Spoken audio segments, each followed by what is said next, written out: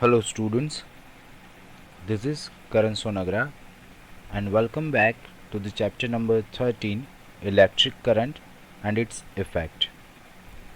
So in our last video we have discussed about the learning objectives of this chapter. Then we studied what electric current is, what makes electric charge flow, potential difference and voltage, and what is a circuit made up of. Also, we have discussed about the circuit diagrams and the symbolic form of different components of electrical circuit and importance of circuits. Today we are going to discuss about household electricity, in which we will discuss about lightning effect and heating effect of electric current. So we know that in our day to day life we use the lighting effect, heating effect and electromagnetic effect of electricity. Lightning effect में क्या होता है, we convert that electrical energy to light energy. And how can we do that? By using light and electrical lamp, या तो you can say bulb. So when we turn on the bulb, the electrical energy start converting into the light energy. But there are some electrical energy would get lost into heat energy. तो कुछ जो electrical energy है वो heat energy के form में loss भी होगी, जबकि मोस्ट ऑफ इलेक्ट्रिकल एनर्जी है वो लाइट एनर्जी में कन्वर्ट हो जाएगी, राइट. तो इनिशियल से लेके अभी तक जो साइंटिस्ट एंड इन्वेंटर्स है दे आर वर्किंग ऑन कि मैक्सिमम इलेक्ट्रिकल एनर्जी को हम लोग लाइट एनर्जी में कैसे कन्वर्ट करें and how can we decrease the rate of losing the electrical energy into heat. कि जो हीट एनर्जी है में इलेक्ट्रिकल एनर्जी लॉस हो रही है तो उस हीट एनर्जी को हम लोग और वो लूजिंग हीट एनर्जी को हम लोग किस तरह से कम कर सके और मैक्सिमम इलेक्ट्रिकल एनर्जी को लाइट एनर्जी में कैसे कन्वर्ट कर सके. तो इनिशियली जो बल्ब आते थे that was the bulb of filament. So that bulb converts the electrical energy into the light energy, but they gets also converted into the heat energy. जो filament वाले बल्ब थे वो हीट एनर्जी में भी electrical energy को convert कर देते थे. हाउ कि जो फिलामेंट होते हैं फिलामेंट बल्ब में it is made up of tungsten, कि जिसका मेल्टिंग पॉइंट है which is very height, almost 3422 degree Celsius. Also ये जो टंगस्टन होता है वो उसका जो इलेक्ट्रिकल रेजिस्टेंस होता है it is also little bit higher, तो जिसकी वजह से जो हीट एनर्जी जनरेट होती है वो ज़्यादा होती है. तो क्या होता है कि जब भी इलेक्ट्रिकल एनर्जी टंगस्टन में से पास होगी या तो यू कैन से कि फिलामेंट बल्ब में से पास होगी तो that filament will get heated, वो हीट होना स्टार्ट होगा. और जब भी ये फिलामेंट गर्म होगा तो दैट फिलामेंट स्टार्ट्स ग्लोइंग, वो फिलामेंट ग्लो करना स्टार्ट करेगा और आपको लाइट एनर्जी देगा. That's how the electrical energy get converted into light energy. But जैसे जैसे इवोल्यूशन होता गया तो बल्ब भी नए नए आने लगे. तो there are 3 types of bulbs जो अभी तक आए हैं. The first one was filament bulbs. Second जो आए that was CFLs, जिसका फुल फॉर्म है कॉम्पैक्ट फ्लोरोसेंट लैम्प्स, और उसका शॉर्ट फॉर्म है CFLs। एंड अभी जो रिसेंटली बाज़ार में मिलते हैं वो है LEDs, जिसका फुल फॉर्म है light emitting diode. So this are the three kinds of bulbs which are available still in the market. So let's talk about the filament bulbs. तो फिलामेंट बल्ब में क्या होता है कि टंगस्टन का filament होता है कि जिसमें से इलेक्ट्रिक करंट पास होता है, तो that filament start heating and glowing, right. तो उसमें जो इलेक्ट्रिकल करंट होता है वो मेनली पावर सोर्स से मिलता है, या तो आप ये बोल सकते हो कि जो फ्लैश लाइट में जो स्मॉलर फिलामेंट बल्ब्स होते हैं वो बैटरी पावर्ड होते हैं। देन जो कॉम्पैक्ट फ्लोरोसेंट लैम्प है, जो CFLs है, वो सेम अमाउंट ऑफ लाइट है वो फिलामेंट जितनी देते हैं, बट जो उसका पावर कंजप्शन है, कि जो पावर वो कंज्यूम कर रहा है वो almost 1/5 of the amount of electric power consumption than the filament lamp. तो सपोज कि फिलामेंट लैम्प है वो 60 वोट का पावर कंजप्ट कर रहा है, या तो पावर कंज्यूम कर रहा है, तो ये जो CFL होगा वो अप्रॉक्सीमेटली 12 वोट का, इट मीन्स 1/5 अमाउंट का इलेक्ट्रिक पावर कंज्यूम करेगा। तो इसकी वजह से क्या हुआ कि ये जो बल्ब है they becomes more popular, right. Also ये जो बल्ब्स थे उनकी लाइफ बहुत अच्छी थी, they run for the long time, so they are good value for money. तो कुछ कुछ कंट्रीज़ ने फिलामेंट बल्ब थे वो तो बंद ही कर दिए और उसकी जगह पे CFL बल्ब्स यूज़ करने लगे। Why? Because they are more energy efficient. So benefit क्या थे फ्लोरोसेंट लैम्प के, कि वो सेम अमाउंट ऑफ लाइट दे रहा था, बट जो पावर कंजप्शन था वो 1/5 हो जितना हो गया, मतलब कि आपका जो आप लाइट बिल भरते हो वो बहुत ही कम हो जाता है। ऑल्सो इनकी जो लाइफ थी CFL की वो बहुत ही ज़्यादा थी, भले ही वो थोड़े एक्सपेंसिव रहे हो, बट उनकी लाइफ अच्छी थी और वो पावर कंजप्शन कम करते थे। So because of that and also for because of energy efficient वो बहुत ही पॉपुलर रहे। उसके बाद आए LEDs।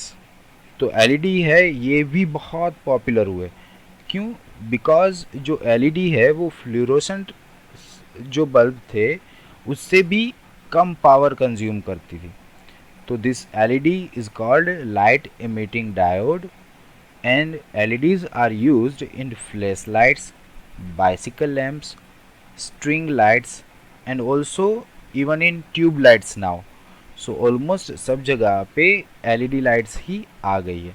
So they are converting the electrical energy to light energy, but जो हीट एनर्जी में लॉस हो रहा था वो LED में बहुत ही कम होगा, राइट।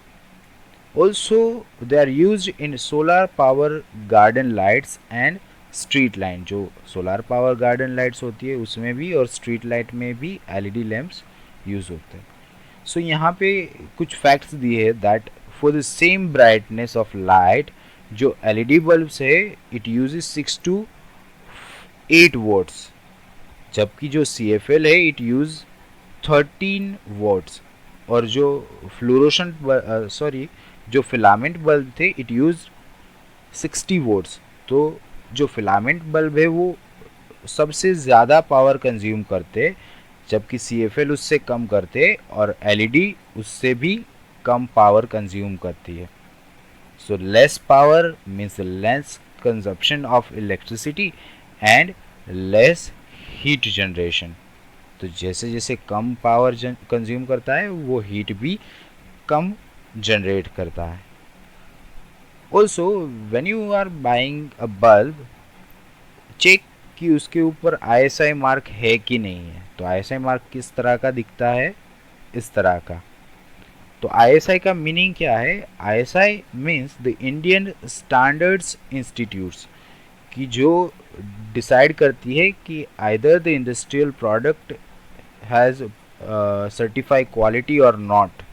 अगर अच्छी क्वालिटी है तो उसको ISI का सर्टिफिकेट देती है, उसका लाइसेंस देती है।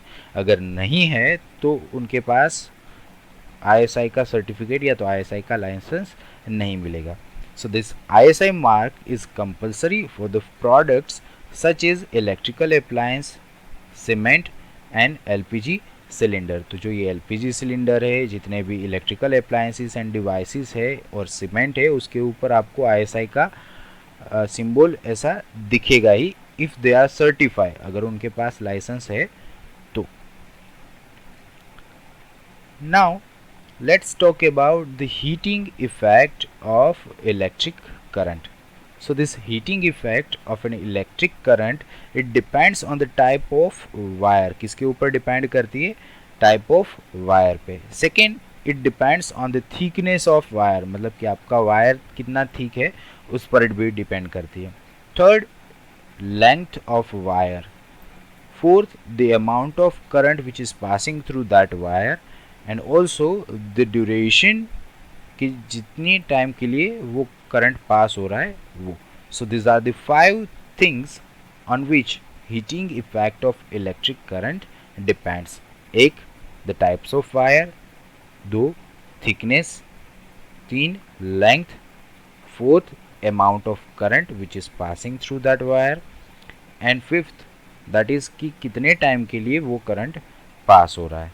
Right. So these are the 5 things on which heating effect of electric current depends. तो हम लोग ऐसे कौन से डिवाइस है जो इलेक्ट्रिकल एनर्जी को हीटिंग और हीट एनर्जी में कन्वर्ट करते हैं. इट्स अ टोस्टर, कि जो हम घर में सैंडविच बनाने के लिए या तो टोस्ट बनाने के लिए यूज़ करते हैं. तो टोस्टर क्या करता है? It converts the electrical energy to heat energy. Now the question arise कि वो किस तरह से करता है. राइट. तो जो ये टोस्टर होता है उसमें क्या होता है कि एक नाइक्रोम का वायर होता है, कि नाइक्रोम का वायर होता है कि जिसका रेजिस्टेंस होता है वो बहुत ही ज़्यादा होता है, और इसकी वजह से जब उसमें से इलेक्ट्रिकल करंट पास होता है तो वो हीट करता है और ग्लो करता है. राइट. ऑल्सो जो नाइक्रोम वायर है, it is wrapped around the mica plate. तो ये जो माइका प्लेट होती है वो एक तरह का प्लास्टिक ही आप समझ लो. तो प्लास्टिक में से तो इलेक्ट्रिक करंट पास नहीं होता, तो माइका है, it does not conduct electricity, उसमें से इलेक्ट्रिक करंट पास नहीं होगा. But this mica plate is a good conductor of heat. तो इसमें से हीट है वो अच्छे से पास होगी या तो अच्छे से ट्रांसफ़र होगी. तो mica plate is a good conductor of heat but it does not conduct electricity, उसमें से इलेक्ट्रिसिटी पास नहीं होगी. तो क्या होगा कि अगर हम लोग यहाँ पर आप देख सकते हो कि इस माइका प्लेट के बीच में यहाँ पर नाइक्रोम वायर है वो रैप किए गए हैं. राइट. तो अगर हम लोग यहाँ पर ब्रेड को रखते हैं और इलेक्ट्रिक करंट पास करते तो कुछ देर में इट विल गेट टोस्टेड, वहाँ पर टोस्ट आपको मिल जाएगी. Right. So that's how toaster works, कि जब भी इलेक्ट्रिक करंट पास होगा तो ये नाइक्रोम वायर में से इलेक्ट्रिक करंट पास होगा, तो हाई रेजिस्टेंस की वजह से क्या होगी? हीट जनरेट होगी. Right. So this heating element है, it is made up of nichrome wire. किससे बना हुआ होता है? नाइक्रोम वायर से. तो nichrome wire is a combination of 80% nickel and 20% chromium. Nichrome wire में क्या होगा? 80% निकल होगा और 20% क्रोमियम होगा. Right. Then we use the heating energy in water heaters. तो जो हमारे बाथरूम में इलेक्ट्रिकल गीज़र होते हैं, जो वाटर हीटर्स होते हैं, वो क्या करते हैं कि उसमें हीटिंग एलिमेंट होगा नाइक्रोम वायर ही, और उसका हाई रेजिस्टेंस होगा. तो क्या होगा? It converts the electrical energy to heat energy. तो जो पुराने वाले वाटर हीटर्स थे इसमें नाइक्रोम वायर यूज़ होता था. नाउ जो यहाँ पर मॉडर्न हीटर्स होते वो सिरामिक से बने हुए होते, और सिरामिक का जो मेल्टिंग पॉइंट है वो भी बहुत ही ज़्यादा है, तो वो भी मेल्ट नहीं होते. राइट. सो वाटर हीटर भी क्या करेगा? It will convert the electrical energy to heat energy. Also electrical iron will also convert the electrical energy into heat energy. तो अगेन क्वेश्चन अराइज कि इलेक्ट्रिकल आयरन कैसे work करता है. तो electrical iron में जो हीटिंग एलिमेंट होगा वो क्या होगा, nichrome wire which is wrapped around the mica plate. तो mica plate is a good conductor of heat but it does not conduct electric current. But यहाँ पर आयरन हम लोग यूज़ कर रहे तो जो वायर्स होंगे that we have to replace with insulated wire. तो नेकेड वायर की जगह पे हमें कौन से वायर यूज़ करने होंगे, इंसुलेटेड. क्योंकि जब भी हम लोग आयरन को टच करें तो हमें शॉक नहीं लगना चाहिए. अगर इंसुलेटेड वायर नहीं हुआ तो शॉक लगने के चांसेस है. Now let's see the activity to study the heating and lighting effect of current. So to perform this activity you need 1 meter copper wire, torch bulb, 2 cells of 1.5 volt each and switch made up of paper clip. तो यहाँ पे आपको क्या करना है, you have to connect this electric bulb or you can say the torch bulb with switch and power source, या तो you can say कि एक सेल से आपको कनेक्ट करना है और देखना है कि वो बल्ब कितना ग्लो हो रहा है और कितना गर्म हो रहा है. देन उसके बाद आपको दोनों सेल सीरीज़ में लगाने हैं और दोनों सेल को कनेक्ट करके इस तरह से बल्ब को चेक करना है कि कितना ग्लो करता है और कितना गर्म होता है, right. And you will find that कि जितनी ज़्यादा अमाउंट में आप करंट पास करते हो उतना ही वो ज़्यादा ग्लो करेगा और उतना ही वो ज़्यादा गर्म होगा. तो along with the light energy, electrical energy can also be converted into heat energy.